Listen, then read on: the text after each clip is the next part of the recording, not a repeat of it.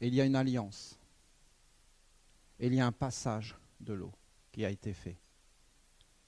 Parce qu'en réalité, quand tu as 28 ans, normalement, tu te présentes les 4 corps, le nom de la mer, et on t'enlève le serpent. Et je vous parlerai, moi, comment ça s'est passé. Ça vous plairait, ça, que je vous raconte mon initiation?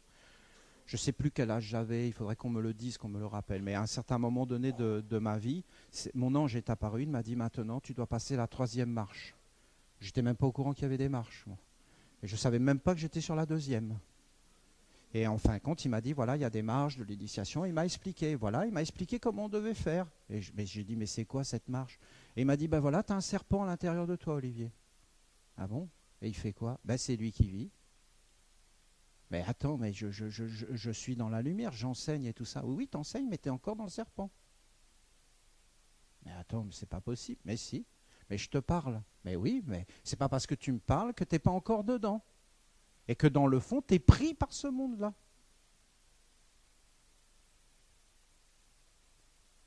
Je vous raconterai, je vais vous dire les choses comme elles se sont passées.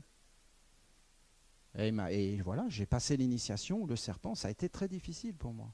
Parce qu'il était vraiment ancré du fait que j'avais un développement intellectuel. Quand tu as un développement intellectuel, il est très fort. Et après, il y avait le maître du serpent, c'est-à-dire le pentagramme inversé. J'ai passé tout ça, et c'est exactement l'initiation que vous avez vue là. Et on l'a fait passer, l'initiation, dans les villages esséniens. C'est parce que tu dois t'individualiser à un moment donné. Tu dois enlever le serpent et faire rentrer le serpent de la sagesse en toi. C'est-à-dire tu deviens un véritable être humain. Et tu ne laisses pas ces choses. Tu l'endors. Il faut que ce serpent accepte de changer de hiérarchie.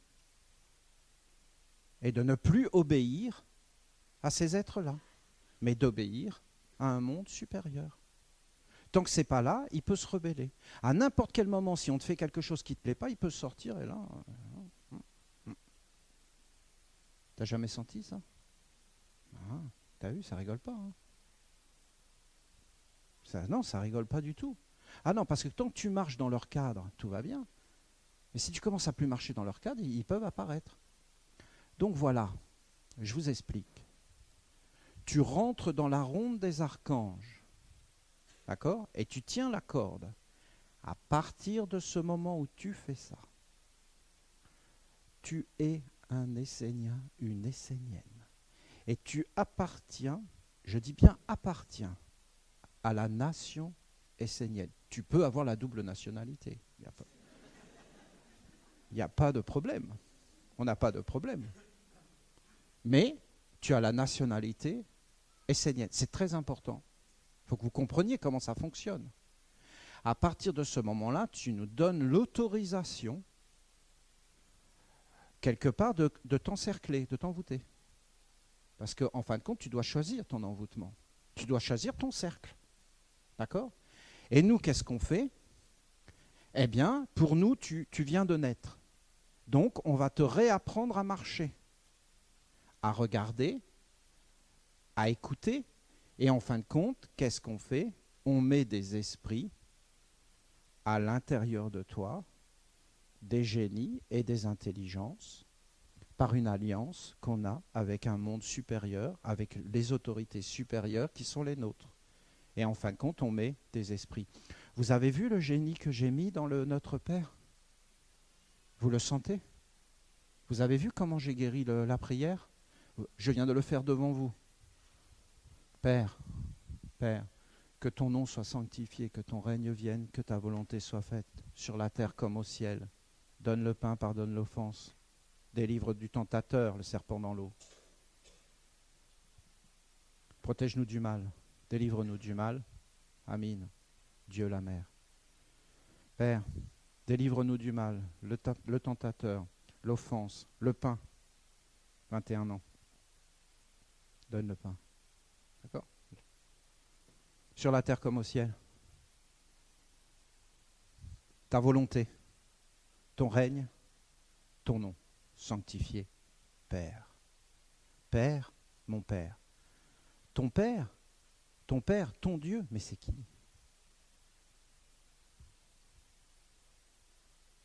C'est Obama. Ah mais je te promets, vous ne vous rendez pas compte. Les prières, elles vont vers ces mondes-là. Si tu ne sais pas ce que tu fais, elles vont vers ces mondes-là.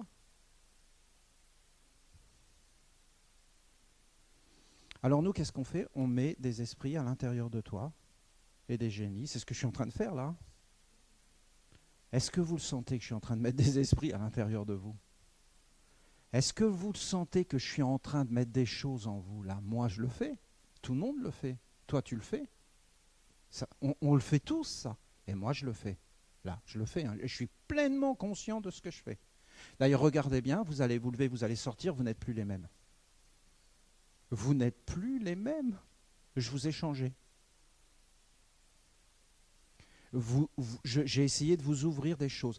Peut-être vous allez jeter tout ce que je vous ai donné, c'est possible, et vous avez le droit, et je vais vous aimer pareil. Je vais vous respecter pareil, je comprends. Je comprends tout ça. Mais peut-être que vous allez le garder, le faire grandir. Alors là, on va se rapprocher. Parce que tu vas faire les expériences par toi-même, et tu vas t'approcher de moi, tu vas dire, moi, Olivier, moi, je dis que ce que tu as dit est vrai, et même plus encore, moi aussi, j'ai fait des expériences, moi aussi, je connais des choses. On est ensemble. Alors, c'est une affinité. Alors, on devient une nation. Après, en réalité, ce qu'on doit faire, c'est ouvrir toutes les étapes. Là, vous avez tous les enseignements par correspondance. Quel magnifique travail a été fait, où on a sauvé nos rituels, on a sauvé nos enseignements. En fin de compte, c'est une œuvre de bien commun qu'on a fait. Parce que avec tous ces textes, vous avez vu tous les livres qu'on a sortis. Non, mais c'est un travail de fou qu'on a fait. Vous avez vu la volonté qu'on a. Et en fin de compte, tous ces rituels, toutes ces choses, on est en train de poser et d'incarner des esprits, des génies. On est en train de donner un corps à une tradition. On est réellement en train de créer un nouveau monde. Une nouvelle façon de regarder. Parce que croyez pas que c'est des livres qu'on a posés, c'est des mondes qu'on incarne, des mondes qu'on incarne pour les générations futures. Et tous les êtres qui vont poser leurs yeux sur tout ça, ils vont comme s'éveiller. Alors quand tu rentres à la ronde des archanges, il y a des esprits, des génies qui viennent sur toi. Si tu les appelles, ils vont venir, ils vont te respecter, ils vont t'honorer. Pourquoi? Parce que vous avez toute l'alliance, toute. Vous avez les archanges, les anges, vous avez un regard favorable des dieux, vous avez le Père lui-même, le Père qui a béni la nation essénienne à travers les 4 sceaux. Vous avez les animaux, ils sont votés pour les Esséniens. Vous avez les végétaux pour les Esséniens, vous avez les minéraux pour les Esséniens, vous avez la mer qui est folle de nous et en fin de compte, et qui nous aime. Elle aime les Esséniens. Vous n'avez pour ainsi dire plus aucun problème. Si vous ne laissez pas ce serpent tentateur rentrer en vous et vous féconder, si vous ne donnez pas de force au monde des hommes, vous allez être inspiré, vous allez trouver des solutions. Vous n'avez aucun problème. Tout le monde est prêt à aider les Esséniens. Bien sûr qu'il y a des êtres qui veulent faire des résistances, mais dans le fond, si tu regardes bien, quant à la bénédiction de Dieu, c'est fini. Tout s'ouvre. Je voudrais que vous entendiez. On te donne un lien avec l'ange. Tu l'as par le gouvernement et par celui qui est dans l'alliance. Je pense que je suis un bon chef et que je ne vous ai pas alourdi la vie.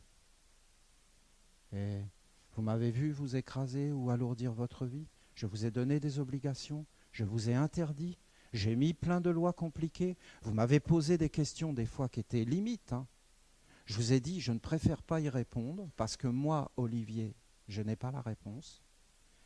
Je peux demander aux archanges, mais je vous déconseille. Parce que si l'archange vous dit quelque chose, on sera obligé, après, de se conformer à la loi des archanges. Vous avez vu les archanges, comment ils ont été généreux avec nous? Ils ne nous ont pas mis des lois difficiles, vous ne trouvez pas? Notre enseignement est une merveille, une merveille. Notre code de loi est une merveille, notre vie est une merveille. Et nous avons un ciel dégagé et une bénédiction dessus de nos têtes. Réellement, c'est ce que je pense. Alors tu reçois une pierre, 2 pierres, quand tu rentres dans la ronde des archanges. Et tu reçois une vertu. Alors là, c'est la ronde des archanges, parce qu'ils il faut après que tu t'individualises. Et quand tu vas passer du côté du Père, tu vas recevoir une vertu que tu vas pouvoir incarner. Harmonie, paix. Alors c'est dans le cordeau. Tu dois faire le lien et le passage. Dans le cordeau, avec tes pensées, toutes ces choses. Et tu dois tout mettre dans la pierre. Oui, mais Olivier, tu ne te rends pas compte. Appeler la clarté. Vivre avec clarté, me faire un corps de clarté. Mais c'est difficile. Moi, j'ai toute ma vie. J'ai tout ça. Et comment je peux faire pour faire ça? Je vais faire du mieux que je peux. Mais ce n'est pas facile. Je ne peux pas devenir comme un ministre de la clarté. Je ne peux pas devenir le responsable de la clarté mondiale.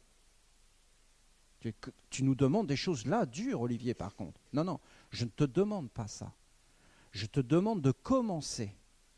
Je ne te demande pas d'aller jusqu'au bout. Je te demande d'être sincère et vrai. D'accord?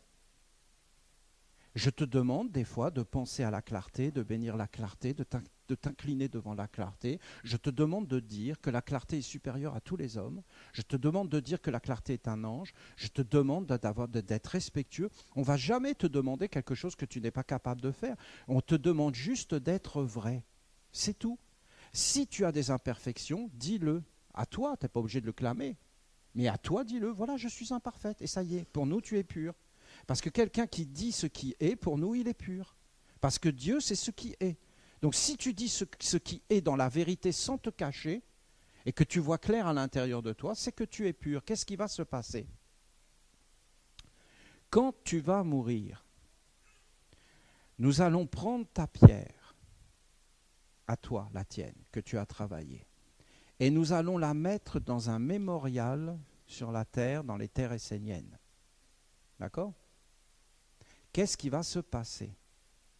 Tu vas avoir ta pierre dans le mémorial, et en fin de compte, cette pierre qui est là, c'est ton corps. Et quand tu vas mourir, et que tu vas vivre dans l'au-delà, cette pierre va conserver la mémoire de ce que tu as fait. D'accord? Ce qui fait que quand tu vas revenir sur la terre, eh bien en réalité, la mémoire que tu as laissée sera toujours là. Mais pas simplement. Même quand tu vas être dans l'au-delà, ça va être un rappel. C'est une science. Parce que si tu n'as pas de rappel dans l'au-delà, ben, tu te noies, tu te perds dans les eaux. Mais Olivier, qui je suis? Et quelle mémoire? Mais mon ami, je te dis qu'en grande partie, tu appartiens au monde des hommes. Je suis désolé, ce n'est pas moi qui ai créé le monde. Et ça, il faut que tu l'acceptes. Qui tu es, je vais te le dire franchement, il n'y a que le divin qui compte. Et regarde-toi, quand tu avais 7 ans, après 14 ans et 21 ans, tu t'es pas sans arrêt transformé? La vie n'est pas que transformation. Alors n'essaye pas de te raccrocher à ce qui est mortel. Accroche-toi à ce qui est immortel. Mon ami, il ne restera de toi que cette pierre verte.